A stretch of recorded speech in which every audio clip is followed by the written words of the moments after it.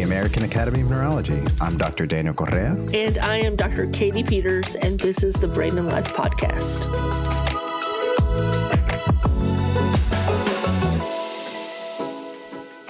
Welcome to the Brain and Life Podcast. So we're back to sports and inspirational feats with the Paralympics going on right now in Paris. We can all imagine working for months towards a goal, and it's exciting to see these athletes and our community members putting their hearts into their best effort. If you want to learn more about 6 specific athletes in the Paralympics, the Brain and Life magazine's August and September issue and the website features interviews with several different athletes. In today's episode, we'd like to highlight that article and some other articles and topics that we wanted to make sure you didn't miss. After reading the issue, this Paralympics, I've been watching to catch Alyssa Seeley. She's in the para-triathlon and got a bronze medal in the triathlon. And she lives with Chiari-2, a basilar invagination, and Ehlers-Danlos syndrome, so several different challenges. And to see her complete a multi-hour endurance feat like that is amazing. Nick Mayhew on the para-track and field lives with cerebral palsy and epilepsy and runs the 100-meter dash, the 200-meter dash, 400-meter dash. I mean, a whole variety of really high-speed running efforts. And, you might actually see and catch online, he did a red and blue haircut design that makes his hair look like it's structures of the brain. Really interesting. And Brittany Mason, another para-track and field athlete, lives with Erb's palsy and also won a silver in the 100-meter dash, and we're excited to see the results of her other races. What about you, Katie? Yeah, so in the article, we had Steve Ciro. His sport is a wheelchair basketball. He actually has a spinal cord tumor, but he was a member of the team and competed, so very exciting. And Todd Voigt, he's actually a member of the pair rowing team. He has Parkinson's, and again, as part of that team, he competed at the Paralympics. And Leanne Smith, her sport is swimming, and her neurologic condition is generalized dystonia. She previously got the world record in the 50-meter butterfly and also has medaled before in the 100 meters. And at this Paralympics, she got a gold medal and a silver. So kudos to her, and kudos to all the Paralympians. Yeah, there's something particularly, unique. In the Olympics, we might see the world records, the fastest, the highest, the farthest of everything. But to see these athletes live and fight and push past so many different barriers that they've encountered, whether it's an ability issue or another medical condition, it's just amazing. Yeah, and to qualify for the Paralympics, athletes must have at least one permanent impairment caused by some type of underlying health condition. And this is determined by a really stringent set of medical and performance criteria. And it's also specific to each sport.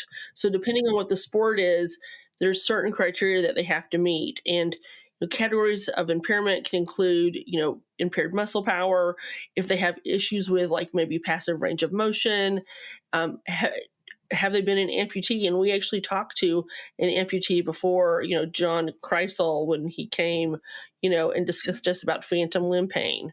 If there's a leg length difference, if they're short of stature, also if they have any kind of condition such as hypertonia. Now, this is an increased muscle tone that makes it difficult to move. Maybe they have problems with coordination or can also have impaired movements like we see in Parkinson's disease, and even impaired vision and also impaired intellectual development. And as you mentioned, each sport has specific guidelines for which the impairments qualify into different categories. So it's not always just everybody with some impairment gets thrown into the same starting line. For example, rowing has 3 different classes. You can imagine it, there's a lot of different parts and muscles that you're needed for the typical rowing movement. And so because of the various challenges, there's a class for paralysis from the chest down, paralysis in just the legs, or partial function in your torso and legs. So at each of those functional levels, then you have a competition team that can compete, and they have their own modifications to the boats and to the devices so that they can complete their activity and their exercise. The athletes are classified after a variety of tests, so it's not just a self-report. Once classified, athletes can qualify for the games in one of three ways. They could vie for a spot in a competition at the U.S. Paralympic team trials. They could be submitting competition results from another international qualifying event, or be selected as a part of the team in the team evaluation process. It's just amazing to see how all this comes together, but really most inspirational to see them out on the field and play. I think what it also points to is it really points to the concept of neurodiversity, and Mm-hmm. that with all the situations that, maybe we have a challenge in a particular area, but guess what? You can continue to exercise and continue to compete and be part of a community. So I think all in all, what this really points to is that there's a place for everyone, and we can all just keep on moving and keep on thriving and keep on exercising. So I better get out there and work with my trainer tonight. Yeah, it's just clear that movement is good for all of us. Yeah. So there was another article that I read in the magazine recently, and it's a little more tougher topic. It was how childhood trauma is actually linked to migraine headaches. And I have many of my patients that have challenges with headaches, whether it's from an underlying brain tumor or more commonly, they have just a primary headache disorder such as migraine. And it was sort of fascinating to learn that there was a possible connection between childhood trauma and the development of migraine later on in life. And where this came from is it came from a meta-analysis done by a group that published in the Neurology Journal in 2023. And for us non-statisticians, what a meta-analysis is a technique where they take a bunch of different multiple independent studies that focus on one particular topic, and they try to produce some kind of generalization or more precise estimate about what's really happening, particularly in regards to a relationship. Like, did X cause Y? Or did X cause Z? And so this method really brings together all those results, and it sort of wants to point out any kind of patterns or discrepancies or sort of overall trends. And so they were able to look at this in this meta-analysis that included 28 studies, and they found that people that had some kind of primary headache disorder had some association with an exposure to an adverse childhood experience. What do you think about that, Daniel? I mean, neurologists and neuroscientists also suspect that it has something to do with the hypothalamic, pituitary, and adrenal axis. A lot of different words combined, but to shorten it, the HPA axis. And basically, the structures of this axis and this combination in your brain are what drive and adjust your body's response to stress. And so that then, can potentially be involved in, a pattern that has developed. Yeah, and I think what they defined is really those adverse childhood experiences were things that were pretty horrific, like sexual abuse, physical abuse, and also being neglected or bullying or social isolation or divorce or death of a parent. And so it really, to me, it really points out that we need to be really vigilant about supporting our youngest patients and what's happening to them, and be willing to ask the tough questions and to help those youngest patients moving forward. And you mentioned this hypothalamic pituitary adrenal axis, and my head starts to spin because I think that understanding the endocrine system is truly one of the trickiest and most mysterious in all of medicine. Yeah, I mean, people are sometimes, their mind is expanded to the ideas of all the different neurons and wires and connections. But in some ways, the idea of a wire connecting two things, turning things on, off, or even just adjusting them like a volume control is easier to understand than the complex interactions of hormones in our system. It's difficult for doctors, and we can totally understand even how it's difficult for others. It's not simply just when one hormone is present that something happens. It's a balance of many different things going on. This structure, the HPA axis, includes connections between the hypothalamus, pituitary gland, and the adrenal gland. And so those are the three that are mentioned there in HPA. And they work together to produce the hormones that trigger the release of cortisol in stress situations and turn it off when levels get too high. So it really is working throughout your body and measuring different levels of hormones in your body to adjust things up and down, or maybe turn off when something is being produced. And you can see how in many ways either a habitual pattern that is abnormal could be developed, or how one small part of these three things interacting, or the things it has to measure in your blood, could be thrown off. Frequent or intense stress can cause the axis to malfunction and may lead to increased inflammation as well as changes in the brain structure and function. And so, Daniel, this sort of reminded me of our conversation that we had with Dr. Keltner. His book, The Awe, The New Science of Everyday Wonder and How It Can Transform Your Life. So it's really sort of the flip side of this. Maybe by having those horrific and good experiences, you can have positive impacts on your brain health. So I'm going to recommend that we check out that podcast again and his related books, because I think we all need an horrific experience. Yeah. It just makes me think of an interview that I just did recently that's going to be coming up for future release with you guys about how memories work, and really just the importance and the intention that we put in developing memories. So stay tuned for a future episode learning more about how our memories work. Another one of the articles in this issue highlights how to keep your loved ones safe in the hospital. For our loved ones, it can be difficult getting to the hospital, being in there when everything else is going on. It's a different setting. I know for my grandmother, it was always a challenge with my family when they took her, really feeling that she was safe, that she would be taken care of, that they were going to take care of all of her medicines the way they needed to be. What about you, Katie? How has it been for you in terms of getting a family member to the hospital and safe while they're there? Oh, I just think that this is so important. This article, highlighted, how to keep people safe in the hospital. Sometimes it's even challenging getting to the hospital, because one of my mom and one of her caretakers, on a rainy day, there's lots of traffic, they're going to a big city hospital and they live in the country. They had a little fender bender that happened. And so again, even outside of the hospital, once in the hospital, it can be things are dynamic and disorienting to patients. And sometimes they have to go from, facility to facility to actually finally make it into the hospital itself. So I think this can be really, really challenging. What do you think? Yeah, I think this is something that all of our community experiences. It's not specific to neurologic disorders, but for our family members and loved ones with a neurologic disorder, there are particular challenges that can arise that are different from just everything that we're all doing to try to navigate the hospital system, get to the right hospital, get to the right doctors. And I appreciated that in the article, they highlighted specific risks for neurologically impaired patients in hospitals, including some conditions. They can have a worsening of their symptoms. There can be medication errors. Some of the medicines used to help treat and manage conditions or symptoms of different neurologic conditions are not super common in other areas. And that can really, cause some confusion about interactions. They may think, oh, it's okay to stop this medicine because they're not swallowing right now, and it might cause more challenges.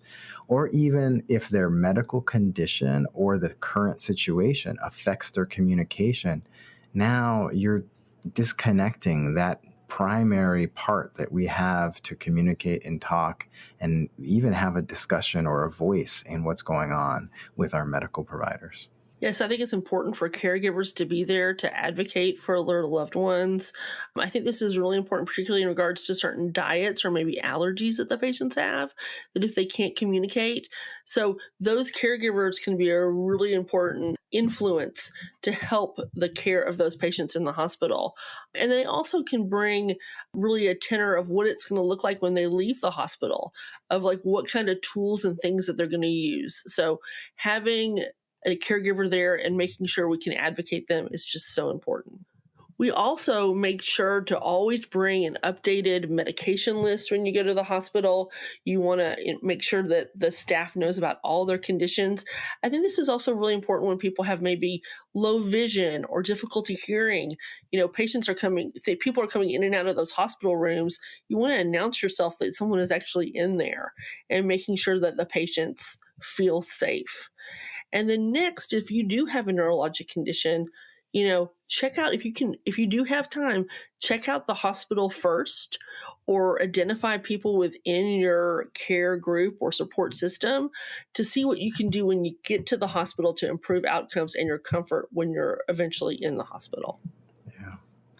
I think this is a place where particularly the support networks and support groups that are available through a variety of the different patient advocacy organizations for many of the different neurologic conditions can be incredibly helpful. In your region and in your area, you might be able to get online to one of these support groups and just have an understanding of, hey, when something goes on with another medical condition, what hospitals have others found that were very helpful and reliable? And so that might help identify certain hospitals, at least that others have had good experiences, and then help you kind of understand and figure out what were some of the reasons why they had a good experience and either seek similar places or maybe even seek out those hospitals when you have that time. When it's an emergency, it's best to get to the hospital and then adjust from there.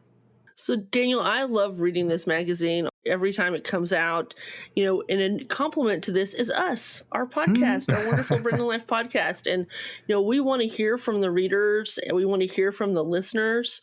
So if you're a reader or a listener or any way you're sort of checking out Brain and Life, we want to hear from you.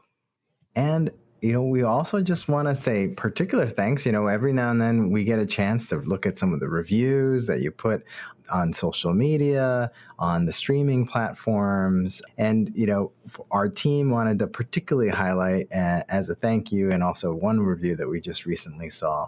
So Carol wrote to us saying, I just finished listening to an episode which was forwarded to me. My husband had a stroke 3 years ago. I participate in a support group for caregivers, which is extremely helpful to find resources and share our story. I've listened to a lot of podcasts lately regarding various neurologic conditions and the problems caregivers face. I give this podcast 5 stars. Thank you so much, Carol. I will also share this episode with the women who are doing their best to manage their husbands' conditions and behaviors. Thank you for your awesome mission. Oh, Carol, we appreciate that you find that this is helpful. We are trying to work to, help educate others about conditions that they or their families aren't experiencing, but also to be aware of things that they could then share for others that they find would be helpful. And then when it's a condition that is experienced by you or a family member, then really help you with more information that's helpful and actionable and resources. So please let us know more information, more topics, people you want to hear from, or just send us in questions and we will compile those together to either include in some of our episodes or put together an episode to answer your questions. We hope you enjoyed this discussion and this issue of the article. Make sure to check out the Brain and Life magazine website and the issue. There's so much more past issues and great material there for you to read and learn from.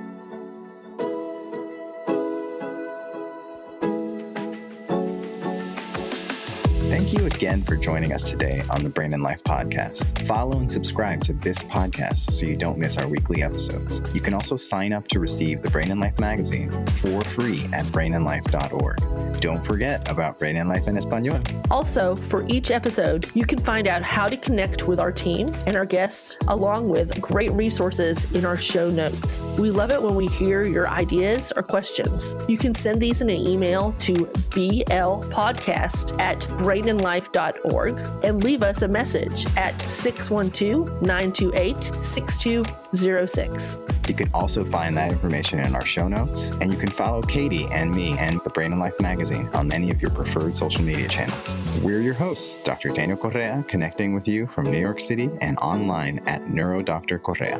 And Dr. Katie Peters joining you from Durham, North Carolina, and online at Katie Peters, MD, PhD. Most importantly, thank you and all of our community members that trust us with their health and everyone living with neurologic conditions. We hope together we can take steps to better brain health and each thrive with our own abilities every day. Before you start the next episode, we would appreciate if you could give us 5 stars and leave a review. This helps others find the Brain and Life podcast.